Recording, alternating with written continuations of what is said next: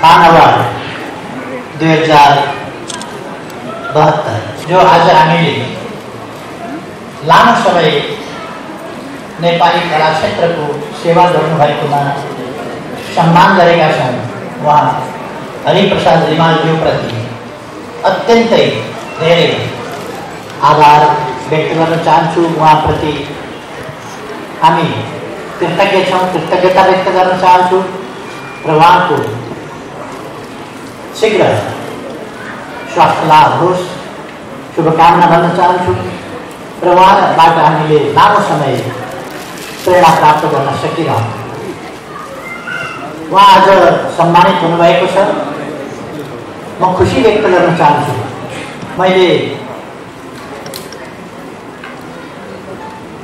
सानो समयदेखि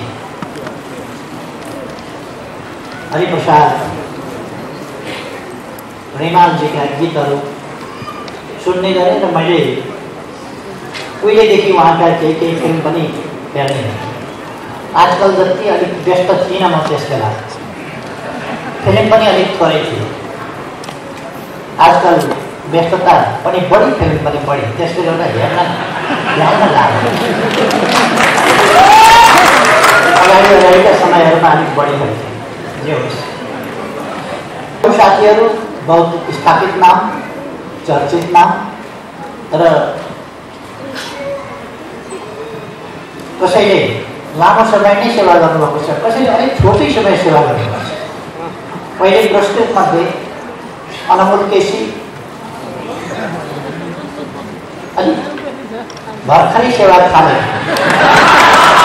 तर कला क्षेत्रमा फेरि त्यति छिटो उकालो चढ्न सजिलो छैन, तर त्यसै पनि उकालो गाह्रो हुन्छ।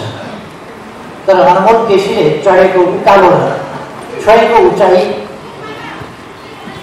प्रशंसनीय छ।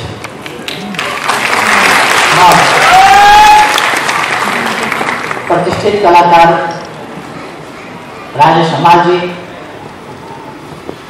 प्रतिष्ठित कलाकार रेखा थापाजी र अनमोल केसी।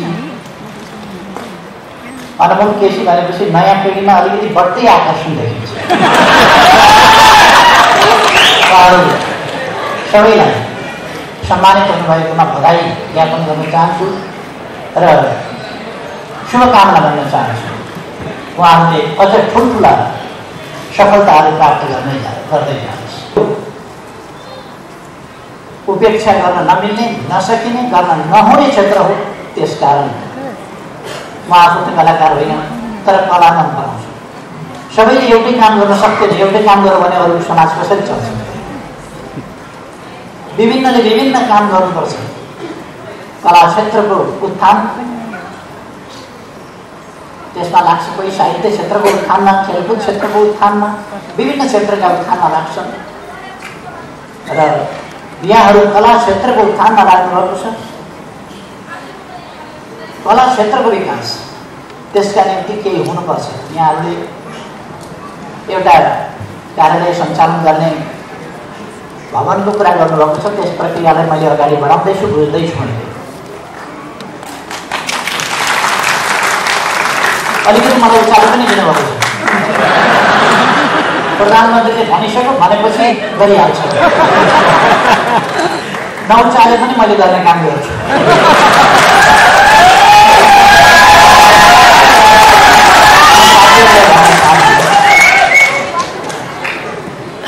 गर्न मिल्ने, गर्न सकिने कामहरू गरिन्छ र त्यस क्षेत्रलाई मैले भनेको छु, यो फिल्म सिटीको रूपमा कसरी विकास गर्ने, फिल्म सिटीलाई कसरी लाने र फिल्म इन्डस्ट्रीलाई इन्डस्ट्रीको रूपमा। अघि राजेश हमालजीले भन्नुभयो, धेरै वर्षदेखि हामी फिल्म इन्डस्ट्रीको कुरा गर्दैछौँ, तर फिल्म इन्डस्ट्रीको रूपमा अझै जोड्न पनि सकेका छैन, विकास हुन सकेका छैन। त्यसलाई कसरी विकास गर्ने भन्ने त्यो गर्नुपर्छ।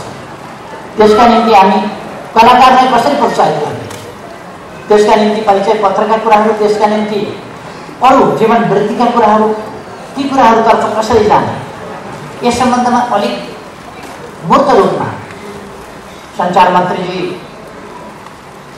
अगाडि हुनुहुन्छ, उहाँले पछि भन्नु नै हुनेछ। यी विषयहरू नै उहाँका विषय हो, उहाँले भन्नु नै हुनेछ। फेरि तपाईँहरूले के नसोच्नु भने सञ्चार मन्त्रीले मात्रै भनेको प्रधानमन्त्रीले भनेन। सञ्चार मन्त्रीले भन्ने कुरै मैले भन्ने कुरा। त्यसर्थ सञ्चार मन्त्रीजीले जे भन्नुहुन्छ त्यो मैले भनेको कुरा हो, मैले भन्ने कुरा हो। यहाँहरूका समस्याहरू मैले देखेको छु। अघि संस्थाका महासचिवले स्वागत मन्तव्यको क्रममा अलिक प्रगतिका कुराहरू गर्नुभयो, त्यो साँचो हो। यस क्षेत्रमा प्रगति केही नभएको होइन। 5 वर्ष अगाडि जहाँ थियो आज त्यहाँ छैन, 10 वर्ष अगाडि जहाँ थियो आज झन् त्यहाँ छैन, 20 वर्ष अगाडि जहाँ थियो झन् त्यहाँ छैन, 50 वर्ष अगाडि जहाँ थियो त्योभन्दा त कहाँ फरक भएको छ। मैले 50 वर्ष अगाडि हेरेको फिल्मका नायिकाहरू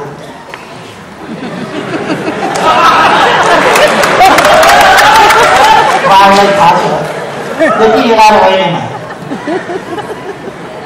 माइतीहरू होस् अथवा राजकोट होस् अथवा आमा होस्, ती फिल्महरूको समय र आजको समय उहाँहरूले देख्नुभएको छ। अलिकति नयाँ पिँढीलाई त्यो समय चाहिँ बुझ्न अलिक गाह्रो होला।